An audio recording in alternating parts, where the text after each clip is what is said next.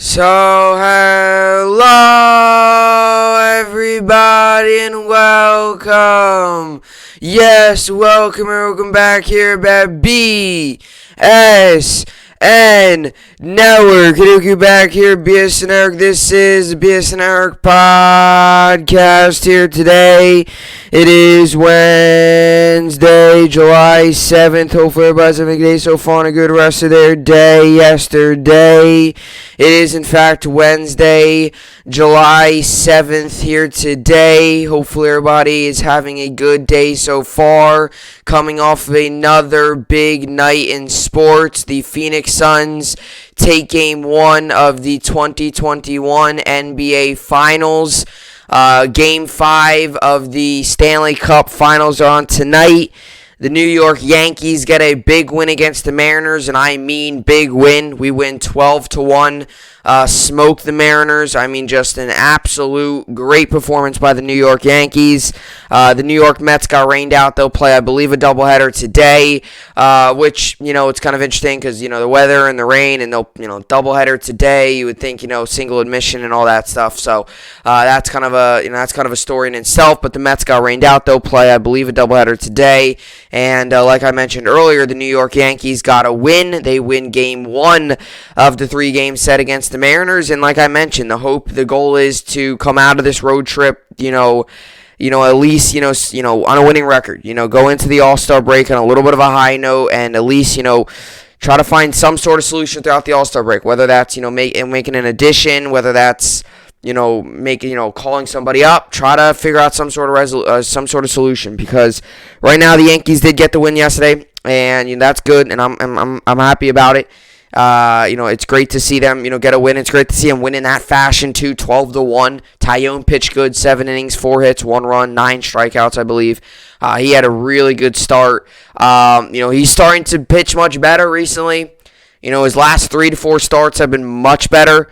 I think since he hit rock bottom in Philadelphia when he didn't even get out of the first inning, since that, he's been very good. So, it's good to see that. I mean, you got to hope that, he continues this, and you got to hope that, maybe he starts to get much better towards, when we need him most, and that's in August and September, which seems like what the Yankees are going to need is good playing at that time, because it seems like the Yankees are going to need a, fight till the final, because it does look like that, I don't think we're going to make the playoffs, just out of the blue. I think we're going to have to really, fight to try to make the playoffs if we are going to get there. So, good to see the Yankees get a win, 12-1. They'll play their second game of the 3-game set today against the Mariners. And then the Mets will play a doubleheader today. And Stanley Cup Game 5 is on tonight. Phoenix Suns will play tomorrow. Again, I believe tomorrow, because it's Tuesday, Thursday, and then they'll play again Sunday. And then I believe it's Wednesday. Then it's so on and so forth. So, but like I said, Voit had a big game. 5 for 6. Stanton had just a huge home run in the first inning. 3-run home run. And that ball was blasted. That ball was out of the park in no time. If you blinked, you missed it. Sheffield left a 2-seam fastball. Flaherty actually meant it on the broadcast. Josh Sheffield's two-seam fastball was really not very good. It was like it was going back and forth instead of up and down.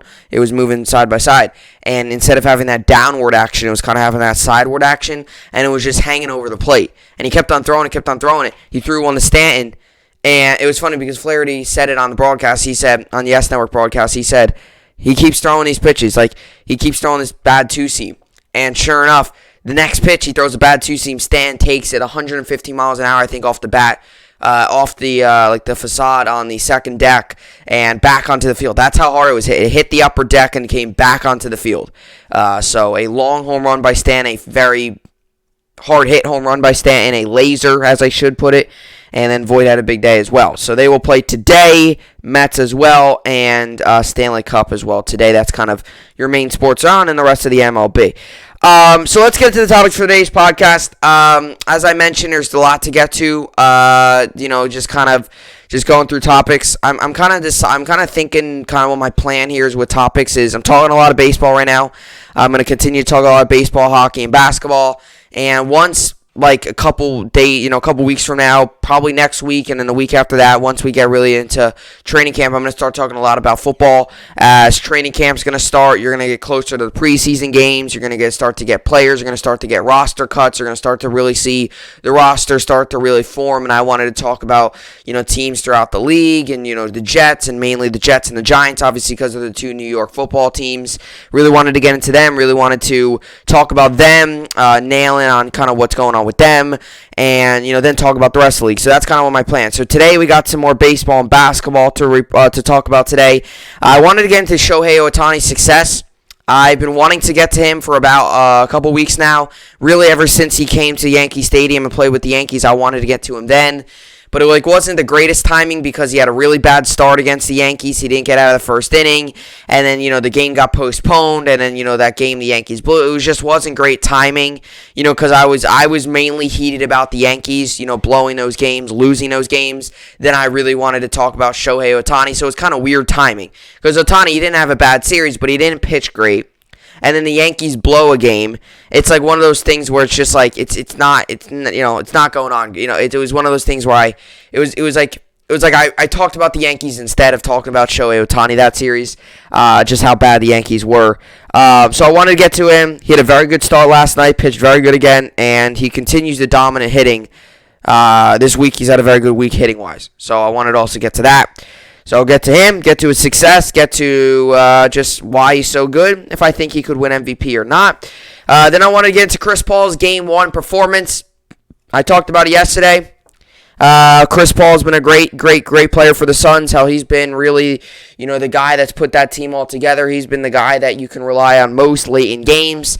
And, this is a guy who had a great performance yesterday. 32 points, just an excellent performance.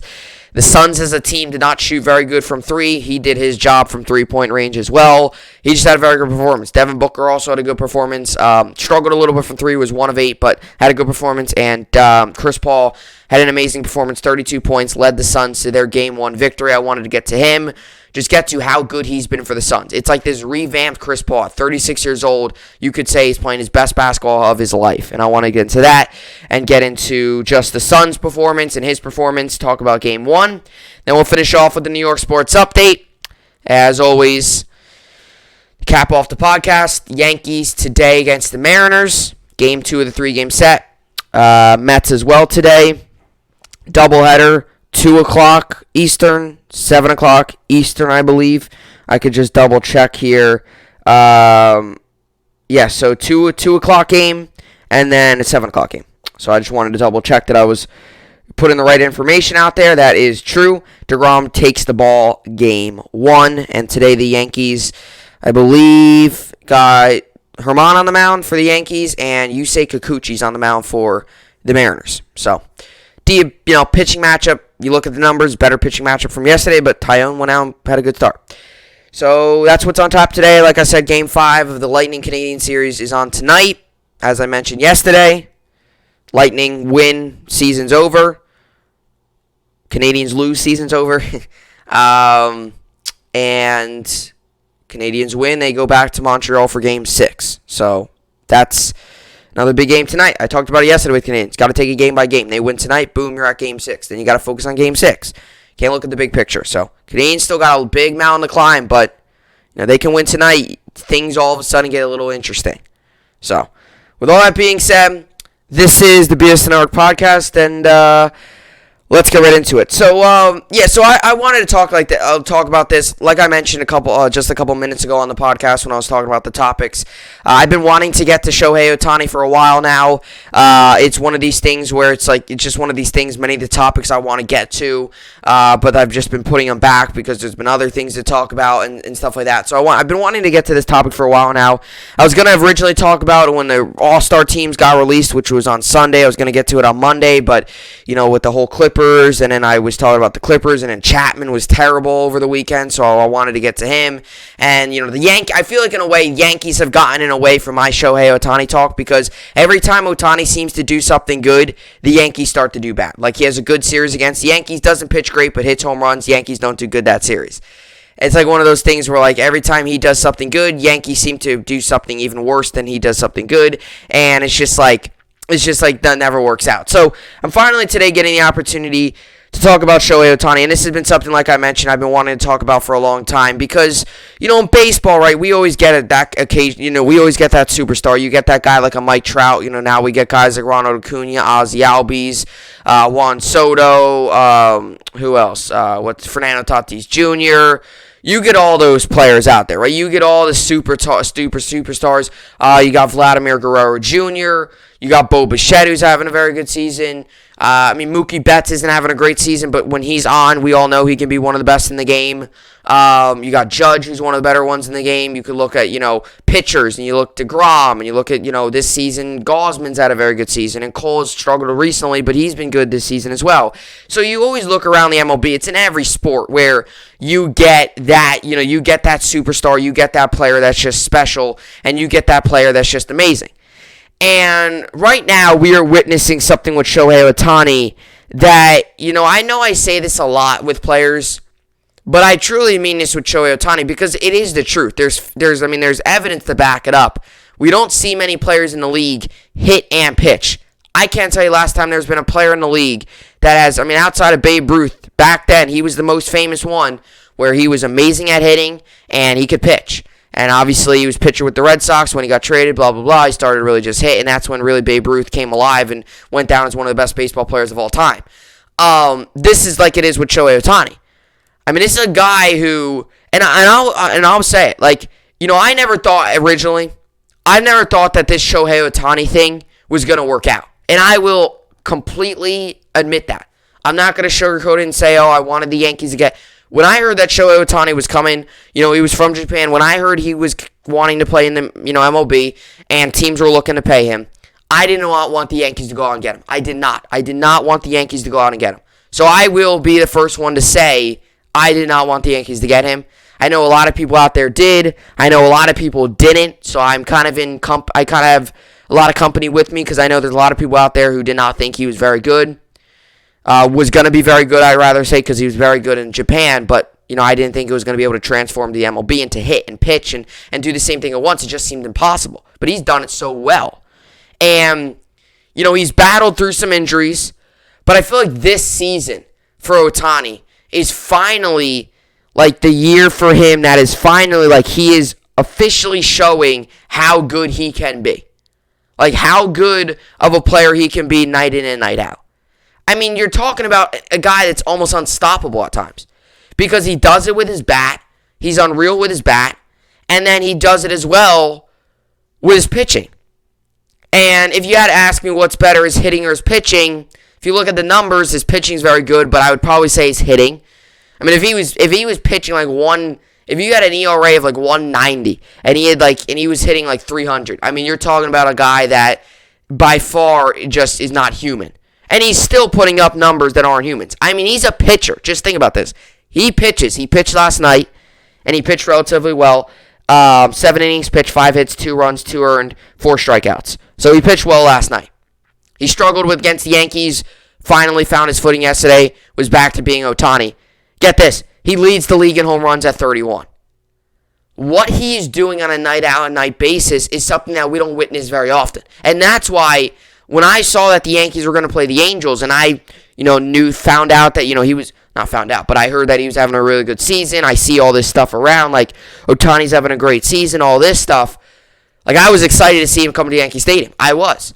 And sure enough, he put on a show. He had 3 home runs in 2 games? He didn't pitch great, but still, he did his job. He did his job hitting, and he added to that home run total, which right now stands first in the MLB in home runs. And it's like Little League with him. It is literally like Little League with him. Because you all know how Little League works. You bat, and you pitch. If you're pitching, you're hitting as well. You're not just pitching. You're not just, hitting. If you're pitching, you're hitting as well. Depending on how many people are on your team, you could just be hitting. But if you're pitching, you're going to be hitting. This is how it is. And Joe Madden actually said it a couple weeks ago. Or not a couple weeks ago, but about a week ago when the Yankees played the Angels. He said, he nailed it right on the head. He said it's like managing a Little League team. Because you got your pitcher that's hitting, and then once you take him out, you got to sub him out with someone else. And that's one of the only complicated things that comes with it, but that's the funny part. is then you could sub him out and you could do all this, and it's funny. It's literally like he's playing Little League Baseball. And it's like he's playing, it is like he's playing that. And maybe that's why he's so good. He's just playing the game like a kid. The days he's not pitching, he's hitting. The days he's pitching, he's still in the lineup. And he's batting leadoff the days that he's pitching. That is also another thing that's crazy. Because you would think maybe they put him later in the order, like 6, 7, maybe 4 hitter. But he's batting leadoff, So if he's a away team, he goes up, bats, and 5 minutes later, he's out there on the mound striking guys out. Like, what this guy does is just simply remarkable. And he's got to be in the MVP conversation. He's got to be. There's no argument that he shouldn't be. He's got to be in the MVP conversation. Now, if you compare his batting stats to a Vlad Guerrero, are they as good? No, his batting average isn't. His home runs, he has more, but overall, probably not. But does Vlad pitch? No, but, Vlad's a great hitter. But he's got to be in the MVP conversation. You can't sit here and tell me that Shohei Ohtani shouldn't be in the MVP conversation. He's got to be. DeGrom, Vlad, Tatis, Ohtani, they've all got to be in there. They've all got to be in the conversation of winning the MVP. You could even put in Acuna could be in that conversation. He's had a good season. You could put a lot of guys out there in the MVP conversation. I think your prime 3-4 guys would be Ohtani, Vlad, DeGrom. No particular order, like I said. This is no order. I'm just saying it. Vlad, Ohtani, DeGrom, and then Tatis. Definitely Tatis. Especially and that could be a different story. Especially what Tatis has done he's been on and off the field this season with a couple injuries. Especially what he's done in the short amount of games. I mean, it's a guy who you thought at the beginning of the season when he went on the IL early and then was back on the IL or back injured with the shoulder, you were probably thinking about, like, wow, like this guy's having a little bit of down year. But no, he's contributing in not as many games as he's played. He hasn't played 70, 80 games as other players, but he's played less games, but he's putting up bigger numbers than some players who have played 70, 80 games. That's what's insane. And another thing with Ohtani that I think is crazy, because I've always been a big fan of consistency. And, throughout his career, he's had a little bit of a tough time staying healthy. He had the Tommy John, and it just didn't seem like it was originally going to work out. And that was one of the things. Like, when he first came into the league, it was just like, you just didn't know if it was going to originally work out. Because he had the Tommy John. The last season, he only batted 290, or 190 rather. Only batted 290. 290 is really good. He only batted 190. And, it's one of those things where, he had a good 2018, good 2019, 2020 he had a down year. He was injured. It's just like, okay, are we getting everything that we are supposed to get out of this guy? And sure enough, this season, it's like this was a big year for Ohtani, especially for pitching. Because hitting, he showed it. His first 2 seasons, batted 285 and 286. 2020 had a down year. It was a weird year. It was a very awkward season. He played 44 games, batted 190. This season, he's batting 276. But his pitching is even better. And this was a big year for him. This was a big-time year. And that's something else. He's lived up to the hype. He's lived up to the pressure. He's answered the pressure. He answered the phone when when the phone rang and and pressure hit. He has answered it, and he has fought back from the Tommy John. He's fought back from the injury, and he's now arguably also one of the better pitchers out there when he's on. I mean, it's a guy who, if you remove that Yankee start, this is a guy who's got probably like a 2.5, 2.4 ERA, which is really good. Right now, he's got like a 3.4. So the Yankee star really hired his ERA up. He was at like 2.6. The Yankee star hired up to 3.6. So assuming the Yankee star never happens, he's about at 2.4 right now with yesterday's performance. So, I mean, right now he's got a 3.4 something ERA, which is still good, but it's that 1 star. And that's what's crazy with pitching, is that 1 star. So, Ohtani's just doing things that we don't see often. So enjoy it. When you get the opportunity, like I did. Like I was excited to see him play with the Yankees. Now, sure, I wanted the Yankees to win, but I wanted to see what this guy was capable of. It's different from watching highlights and all that stuff compared to actually getting him to see on live TV. And I'm sure it's probably even more special to watch him in person.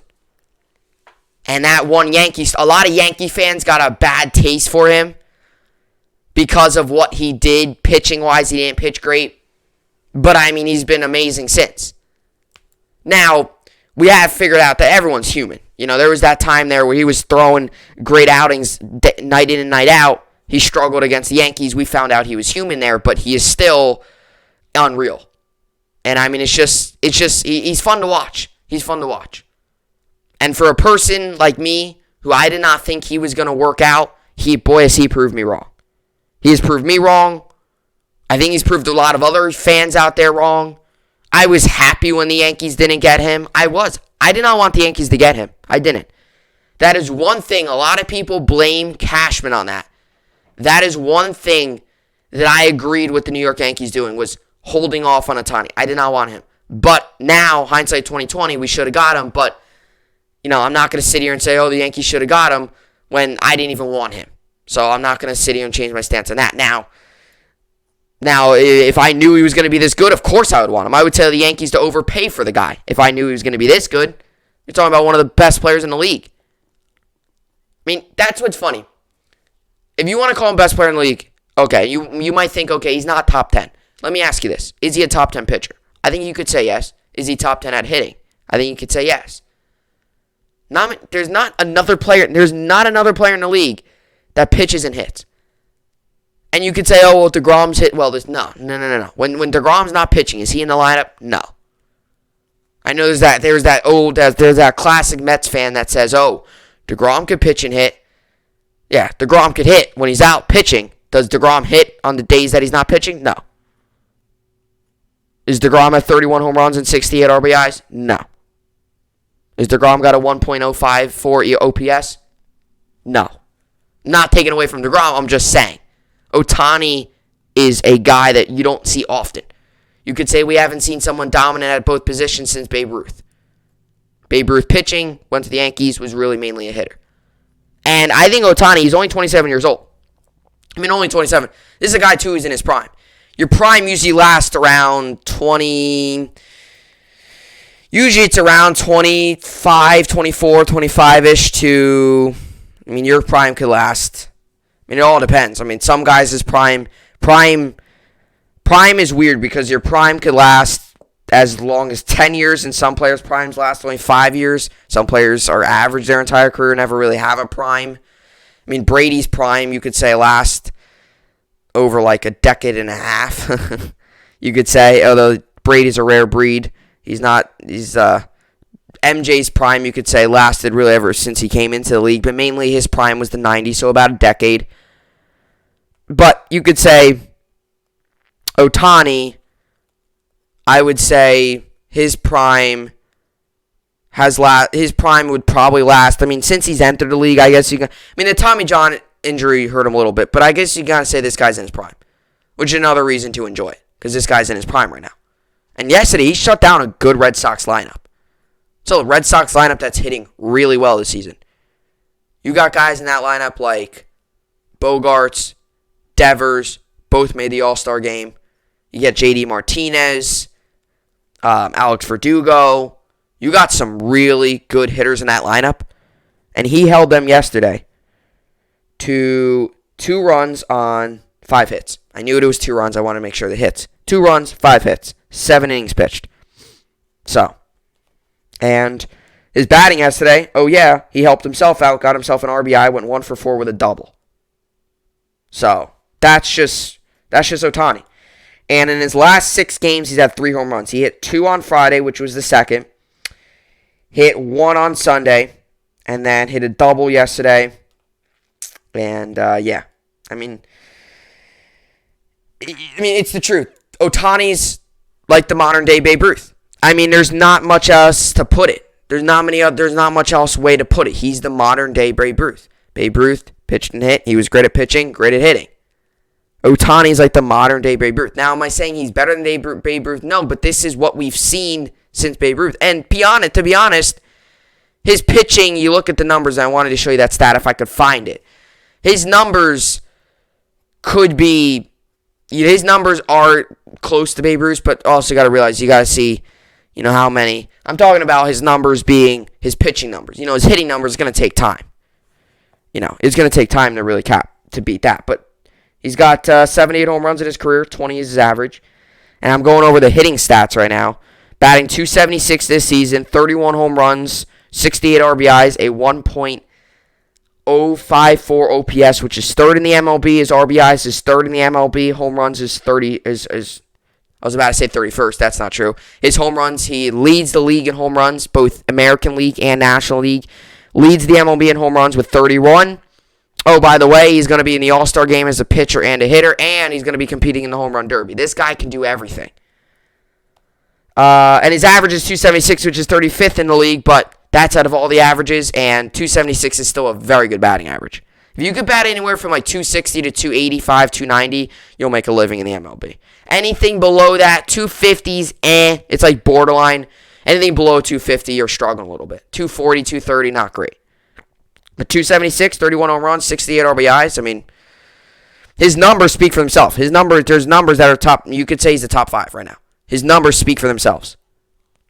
And then you look at, his career numbers. He's played 334 games, 1,149 at-bats. That's rare to say for a pitcher. There's some pitchers that will go throughout their whole career, maybe only have a couple at-bats especially if they're in the American League.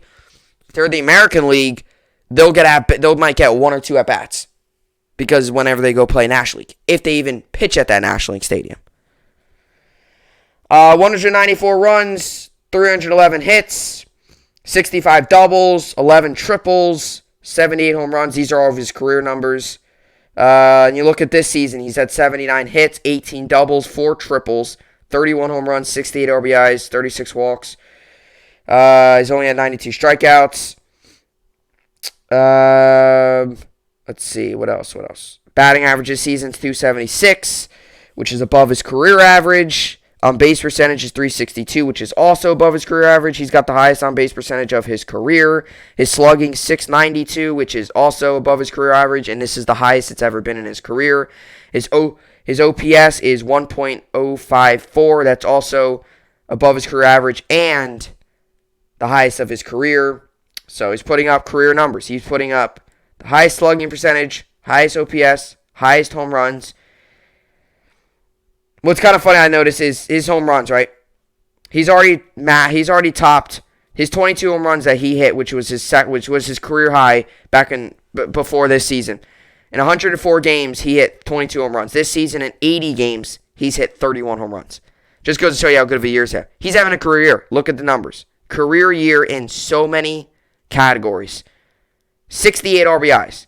In 106 games in 2019, he had 62. In 104 games, he had 61. This season, in 80 games, he's got 68 RBIs. I mean, if that doesn't say something, then I don't know what does. This is a guy who's played 80 games, which is a lot, but not 100 yet. I mean, no team has played up to 100 games yet.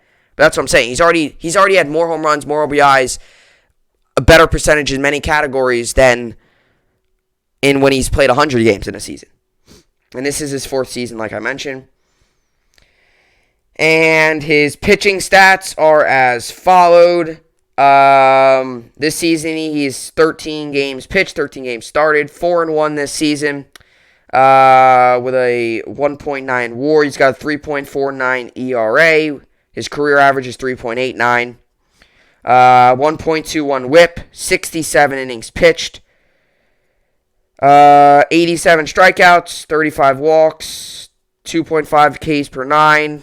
46 hits, 28 runs, 26 runs earned, no saves, no holds, no blown saves. He's not a reliever. So, yeah. And another thing this guy does, too, which is, I mean, this isn't anything crazy special, but it's relatively hard to do, I guess. He bats lefty, throws righty. You don't see that very often either. People that could throw righty and bat lefty.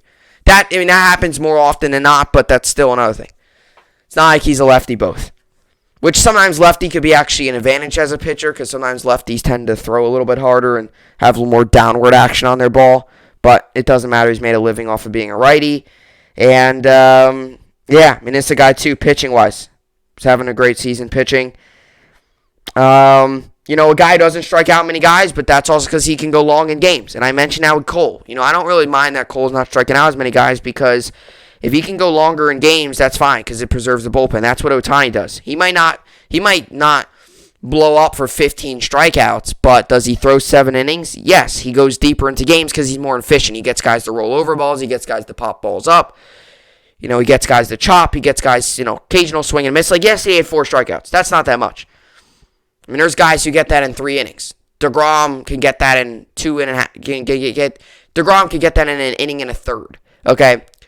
4 strikeouts isn't much, but that's what I mean. He's efficient. When he goes out there and pitches, he's efficient. He's efficient out there. He's not throwing 12 strikeouts and only being able to go 5 innings. He's able to go 7 innings because he keeps his pitch count low, doesn't get into many, high pitch counts. He'll throw strikes.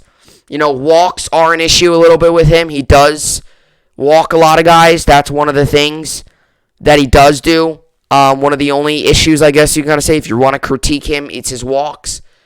But he's efficient when he's out there. And if he doesn't walk the players, then he's good. And like I mentioned, I want to read you his pitching. His pitching this season, 7 innings pitched. Like I mentioned, this is how far he can go. 7 innings, 6 innings, 6 innings, 5 innings, 6 innings, 6 innings, 7 innings, 5 innings, right? He goes deep. And you look at the 5-inning game, 8 Ks. The 6-inning game, he had 10 Ks. 6-inning game, 9 Ks. 6-inning game, 5 Ks. You look at the games that, 7-inning game, he's had 10 strikeouts that game. Then you look at like this inning, 5-inning game, he had 9 strikeouts. 4-inning game, 7 strikeouts. When he gets up there in the strikeouts, he doesn't throw as long. But you look here, he might have only had 4 strikeouts, but hey, he pitched 7 innings, only allowed 2 runs. And put the Red Sox put the Angels in a good position to win. And by the way, he helped himself out, got an RBI double yesterday, and helped himself out with a win. So added himself another little run. It's just what he does night in, night out is just unbelievable. He does it from the mound and does it at the plate. He is something special. And he's fun to watch. So that's what I got on Shohei Ohtani. It's kind of funny because you look at the ESPN, right? You go on their thing here to find the stats. They label him as DH. It's actually kind of funny because when Ohtani in fantasy, when he's a pitcher, you could put him at his pitcher spot. When he's a DH, you put him in there. So he's the DH and a pitcher. It's weird because, when he's a pitcher, it's not like you could put him in the DH spot. But when he's a pitcher, you put him in your pitcher spot, and when he's not pitching, you put him in your DH.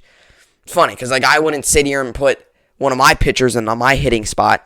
It's just simply crazy. And this is something we don't see often. This is something we haven't seen in years and years and years. Arguably, you could say we haven't seen this since Babe Ruth. You're going all the way back to the you're going all the way back to the 1920s and 30s and stuff like that. So, but that's what I got for the topic on Shohei Ohtani here. And like I mentioned, he is just something crazy. He's made the All-Star game as well, so he will be a pitcher and a hitter. So he'll be doing both things. Another thing that just makes him even more crazy. The fact that he's going to be pitching and hitting at the All-Star game. Another thing I find funny is like the DH, American League teams use the DH. Angels are an American League team. And it's funny because they don't need a DH. He's the DH and he's the pitcher. And he could also, by the way, he could play right field. He could play right field. There's times in games where he would pitch and then they'll put him in right field. That's like Little League Baseball. It's just crazy. And he's doing it in the major leagues. So that's what I got for Shohei Ohtani. And his success this season has just been unbelievable. Coming up next here, I want to get into Chris Paul and his Game 1 performance.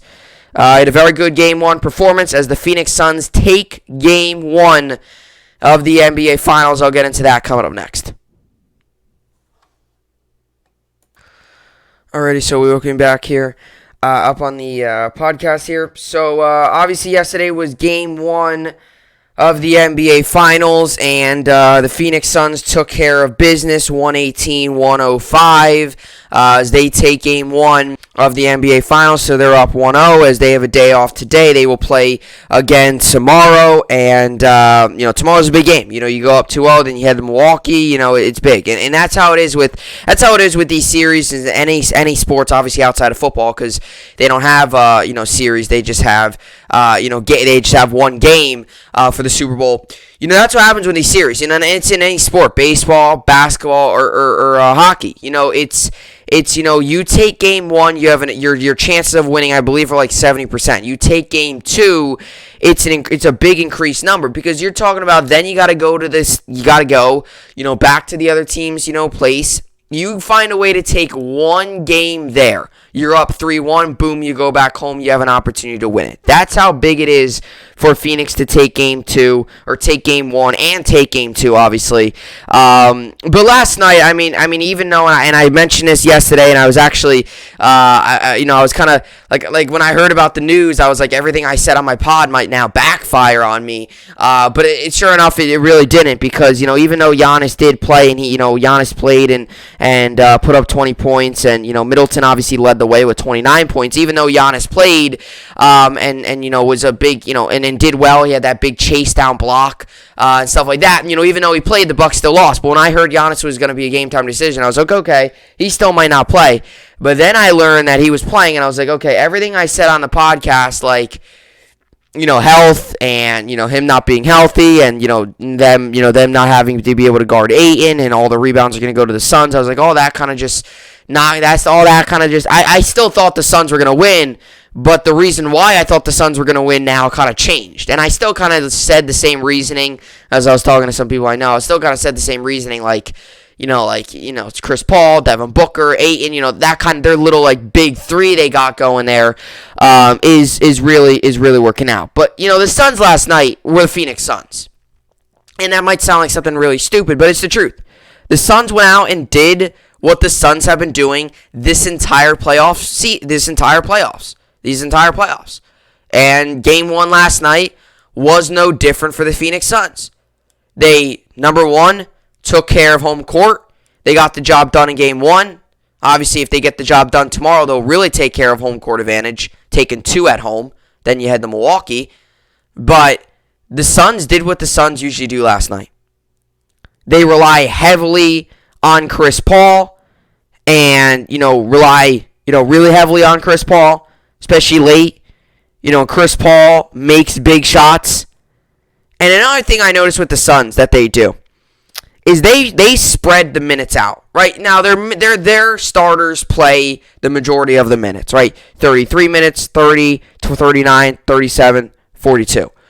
But what Monty Williams, I noticed, does really well is how he distributes them. Because then you look at the bench, and you look at Torrey Craig, who had 16 minutes.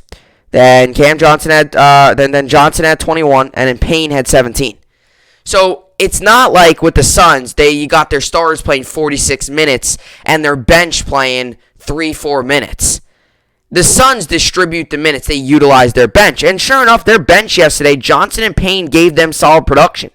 Johnson went 3 of 6 from the field, 2 for 4 from three-point range. He had 10 points, followed by 3 rebounds and 2 assists. And Payne went 4 of 8 from the field, 2 of 5 from three-point range, and he also had 10 points, and he also added 1 rebound to that total. So they distributed the minutes last night. No one was playing 47 minutes. No one was playing, no one was really not playing at all. Now, Kaminsky and Saric, did not play much, although I do believe Saric got ruled out there. But, no one, that's another thing that I really think about what's good about this team, is no one's playing, minutes that are just insane. I mean, you look at how the Bucks distribute their minutes, it's a little different. Drew Holiday played 40. Then you have Middleton, who played 45 minutes. He played a lot of minutes.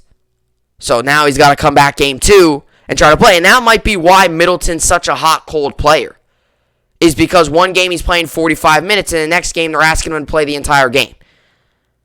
His body is shot. He just can't take it. That might be a reason why he's such a hot, cold player. It's the way the Suns distribute the minutes.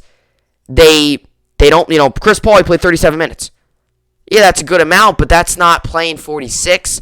The Suns are going to come back in game 2, and I believe they might even come off even bigger than they were in game 1, because the way they distribute the minutes and the way they play.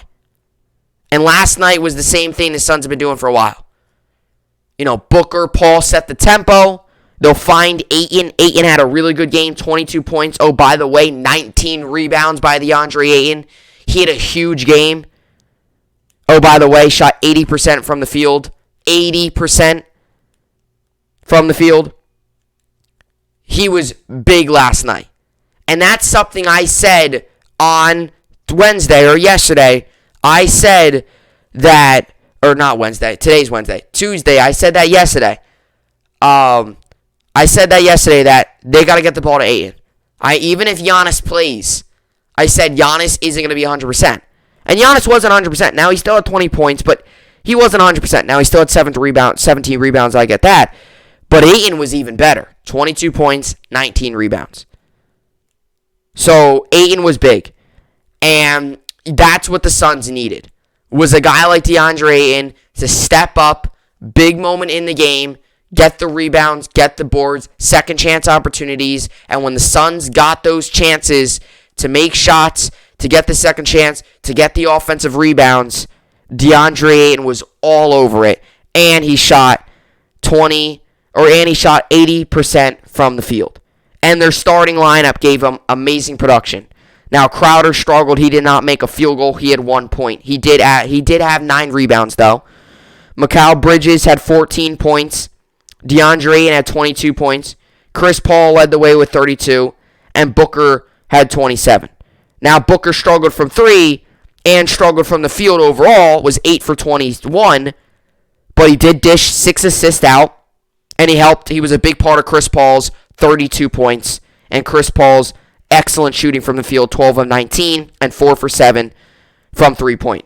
And oh yeah, Paul dished out 9 assists as well. That's 15 assists dished out by Paul and Booker. 15 assists between 2 players. You don't see that very often. Between 2 guys that are shooting the ball very well and that can pass the ball very well and set up each other. Make that extra pass. Make that extra cut. Make that extra screen. That's what this Suns team's all about. Getting the perfect opportunity and taking that shot. And some teams it doesn't work. When you get that perfect opportunity, some teams they wait. Some teams they make too many passes. They overpass or they over decision make. They'll be standing there dribbling. And they'll make 3 passes that they shouldn't even make. And then it results in a bad shot. It results in a turnover. It results in just not good. And that's what I like to call teams that, overpass. The Rangers did that a little bit last season. They shoot the puck. Or shoot the puck. But that only happens so often. They pass. And then they shoot the puck. And they'll shoot the puck again. And they'll shoot some more. And they'll miss. And they'll make a bad pass. That's what the Rangers did last season. They'll pass the puck all around. They'll overpass. They'll pass up an open shot. And then they'll shoot the puck with a bad look.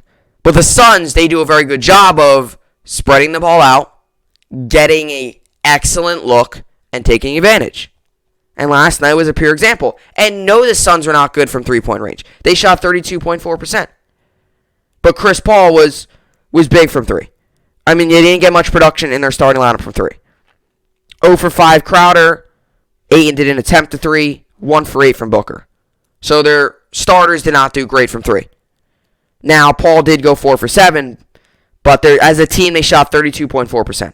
And from the field, they shot 48.6%. 43 rebounds, 18 assists, 118 points, obviously. And then you look at this, the Bucks. You had 45.5% from the field, 44% from 3, 47 rebounds, 21 assists, and 105 points. So, again, just the Suns were the better team last night. They made the better passes. They got the better looks. And they took advantage of their opportunities. Now, took advantage of their 2s. They shot well from 2. Their 3 was not great, but they were able to get shots when they needed them, and they were able to get the job done. Booker did not have a great game. Booker did not shoot very well, but he did make all 10 of his free throws. That was a big part of his 27 points last night. And that's another thing. That's another thing that just makes Booker so good. Even when his 3-point's not on, he relies a lot on the 3, and he does shoot a lot of 3s. But when his 3-point's not on, that's just what's so good about him is he's multidimensional that He can rely on his 2. His 3's not okay, I'll go to my 2. I'm off today from 3. Let me go to my 2, still puts up 27. Let me drive to the basket. Let me draw fouls. Let me get to the line. Still gets 10 free throws and makes them all. And Chris Paul last night, I'll get his numbers up here in a second, was also simply amazing again. 32 points. Led the way. And, another big game by Chris Paul. And you look at his recent games here. 32 points, 41, 22, 18, 15. He's been big. And 12 assists, 7 assists, 8 assists, 8 assists, 9 assists. Last night, dishes out 9 assists. 32 points, 1 steal, 9 assists, 4 rebounds, and, 57.1 three-point percentage, 63.2 field goal percentage, and he played 37 minutes. He was a big part of them making those shots. The team as a whole did not shoot well, but Chris Paul shot 63.2% from the field. And he had a very good game. And he dished out 9 assists. That's something that's so good about Chris Paul's game. We could all talk about the points, talk all about that. The steals, he turned the ball over twice yesterday, but doesn't turn the ball over much. The steals, not turning the ball over much. And the assists are such a big part of his game. The points, that's another big. The points is just the points for Chris Paul is like an added bonus. And that's an added bonus. If he can give me 2 steals, 9 assists, and all that, not many turnovers a night, that is exactly what he can do. The points is just an added bonus in Chris Paul's game. Oh yeah, he added 32 on, and he did it while shooting 63% from the field. And he played 32 minutes last night as well. He played 32 minutes. So he's still got a lot of energy in him. He's still got a lot left in the tank for game 2 tomorrow night. And that's another way I like how the Suns distribute their minutes. There's no one playing 47 minutes. Chris Paul and Devin Booker aren't playing 47 minutes. And in game 2, they're going to be all worn down. No, they distribute the minutes good. They make sure that they're in the game. They make sure that they're out there when they need to be. But when they can get any break they can, they will. And Chris Paul in 32 minutes, with the 32 points he added in, that's just amazing. Rather, not 32 minutes, 37 minutes rather.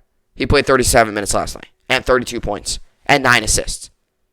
Passing the ball, getting steals, not turning over much, and also, the points are an added bonus to Chris Paul's game. And last night was another pure example of how good he's been, not just this season, but most recently in the playoffs. And the Suns take game 1.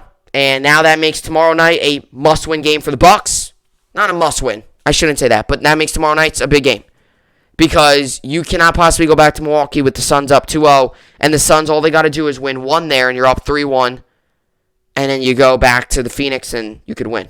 So, big win for the Suns last night as they take care of business. With that being said, let's get to the New York sports update. I'll start off with the NBA. Yesterday, the Suns won 118-105, like I mentioned, as Phoenix takes the lead.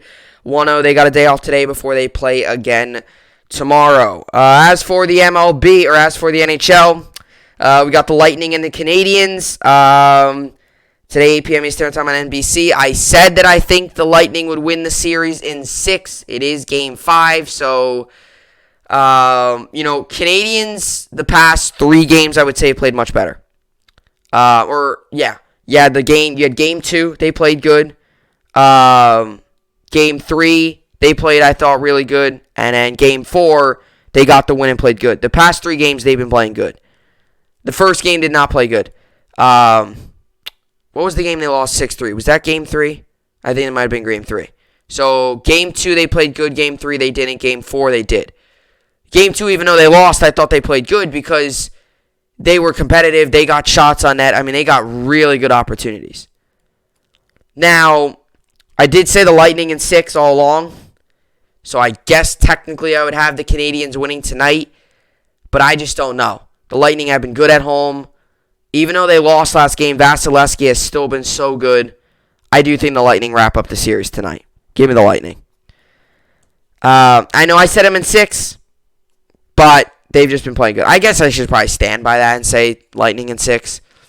So, but, I mean, prove me wrong, Canadians. I mean, if the Canadians win tonight, like, you got to all of a sudden start thinking, like, okay. Because then that makes Game 6 like a Game 7 for the Lightning. Because you cannot possibly go into Game 7 having the possibility of blowing a 3-0 lead. So, Lightning should just take care of business tonight.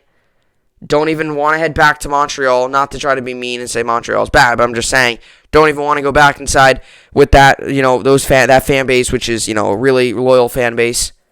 You just get the job done tonight. That's, I think, what the Lightning's got to do. Anyway, as for the MLB, we got the Padres and the Nationals yesterday. Padres won. Cardinals won. Diamondbacks won. Angels won. Phillies won. Marlins won. Royals won. Astros won. White Sox won. Rangers won. Pirates won. Orioles won. Yankees won 12-1 yesterday. Yankees moved to 43-41 on the season. Big win for the Yankees. Some big hits out of big guy. LeMahieu had 3 hits. Judge 2 hits. Stanton 2 hits. Voit 5 hits. Urshela got a hit.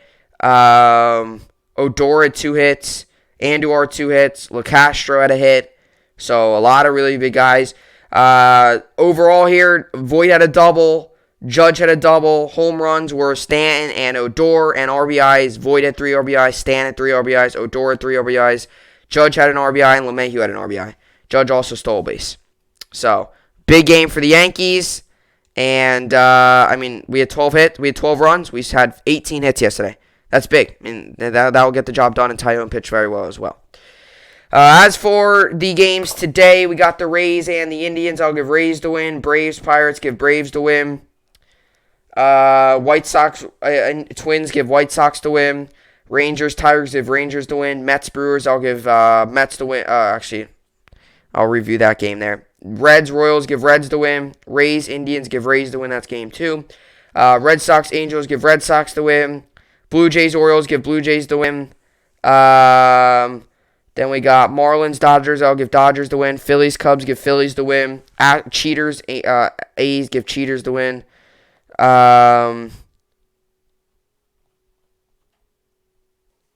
Diamondbacks, Rockies give Diamondbacks the win. Giants, Cardinals give Giants the win. Padres, Nationals give Padres the win. So 2 doubleheaders today. So Rays got a doubleheader today. Today they got a 12 game and a 3 o'clock game. And then the Mets also got a doubleheader. So 2 doubleheaders today.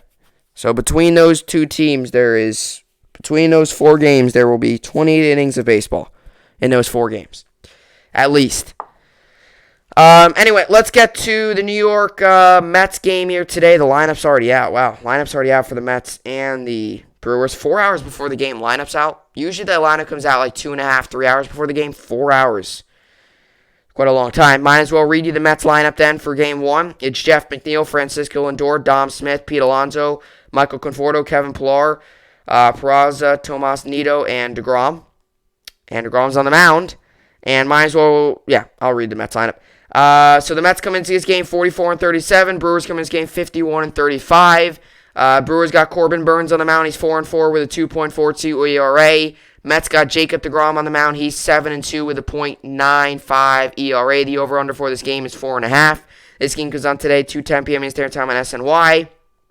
51% of people think the Brewers will win. I think it's going to be an incredibly low-scoring game, given that Burns and deGrom on the mound having 2 very good seasons. Give me the Mets in game 1, and I think the Brewers will probably win game 2. I think it's a split. So, that's what I got there. And Yankees also play today. Yankees come in this game 43-41. Mariners come in this game 45-41. Yankees got Domingo Germán on the mound. He's 4-5 with a 4.50 ERA. And the Mariners got Yusei Kikuchi on the mound. He's 6-3 with a 3.18 ERA. The over-under is 8.5. This game comes on today, 10:10 p.m. Eastern Time. You can find this game on MLB Network and Yes Network. And 55% of people think the Yankees will win. After last night's performance, I think the Yankees will win. Give me the win. Very, very, very good performance by the Yankees. And as for fantasy baseball, I'm currently losing 79-26. Not very good there. Today I've got going Yadier Molina, Jake Cronenworth, Gene Segura, Austin Riley, Marcus Semien, Carlos Correa, Matt Olson, Christian Yelich, Whit Merrifield, Austin Meadows, Dylan Carlson, Avisail Garcia, and Luke Voit. And I got Luis Garcia on the mound. Now, an injury update is as followed. Not a very good injury update. Not very good at all. Manuel Margot is on the IL. Margot was placed on the 10-day injury list Wednesday with a left hamstring strain. Neil Solondz of the Rays Radio Network reports. So I got to put him on my IL. And now my IL is full. And Bregman, no new update on him. So that leaves me to go out and get a player, which I guess I could do right now. Although I probably will want to put a little... I was thinking about getting Jesus Aguilar. Someone just dropped him. He's had good numbers this season. 264, 27 runs, 13 home runs, 54 RBIs. He's had some good numbers this season. Someone just dropped him. Jazz Chisholm's also a possibility.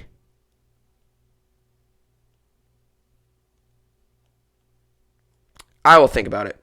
I mean, I guess I should probably go out and get an outfielder since he's not I mean, I guess I could pick up Jonathan India is like the guy I guess I could always go back on. I mean, if this is the guy that, injury, let's pick up Jonathan India again. He's been on my roster already. Willie Adames has been playing really well. I think I might pick up him.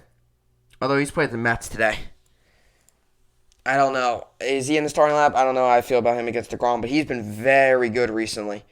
It's a guy who was stunk with the Rays this season, comes to the Brewers and has been amazing. His last couple games are the 4 points, 1 point, 4 points, 10 points. It's a guy who's just amazing. He's been really good. I think I might pick him up with how good he's been.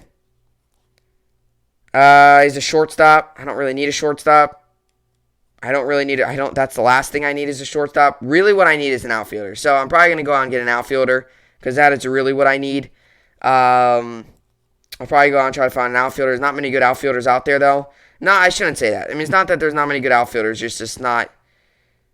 It's not as great. I mean, the outfielders are decent. It's all right. I'll figure out what. I'm not going to do it right now. But that's all with that. I mean, I guess I could pick up Josh Rojas again. He was just on my team, but he's struggling recently. So I guess I could always just pick up him. He could play outfield. He could play second base and shortstop. He could play 3 positions. So maybe I'll just do him. Again, Tyler Naquin. Still one issue is because I like that. Willie Adames seems good, but I don't need a shortstop. My shortstop is perfectly fine. So it's like he would be only really probably in there at utility. I just picked up a shortstop too in J.P. Crawford a couple weeks ago, and he's been good. So we'll see how it all plays out, but probably an outfielder because I have no outfielders on my bench. And especially if I do put Whit Merrifield into the second baseman position, that leaves me a hole in the outfield. So I'll probably go out and get an outfielder, even if it's not anyone crazy special. Probably go out and get an outfielder and see how that plays out. But Manuel Margot's on the IL, so that's really the main update there. But other than that, gotta hope for a comeback in fantasy baseball because I'm losing right now. My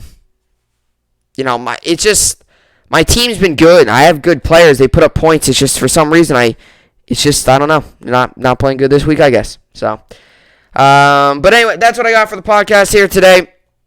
Another good podcast in the books. As always, more to come tomorrow. I'm trying to think. Like I mentioned, probably getting a lot of baseball in right now because soon I'm going to talk about a lot of football when training camp starts to heat up and stuff like that. Probably talk some more football, talk roster moves, and talk a lot of Jets and Giants and stuff, and across the league. Just get into all that as training camp starts up. Very exciting. I'm excited for it. So, but anyway, that's what I got for the podcast here today. Hopefully you all enjoyed it. As always, hope you enjoyed it, and I always enjoy, when people watch and enjoy the podcast. So, yeah, I will do it, and as always, I'll see you all back here tomorrow. Hope you enjoyed it, and thanks for watching.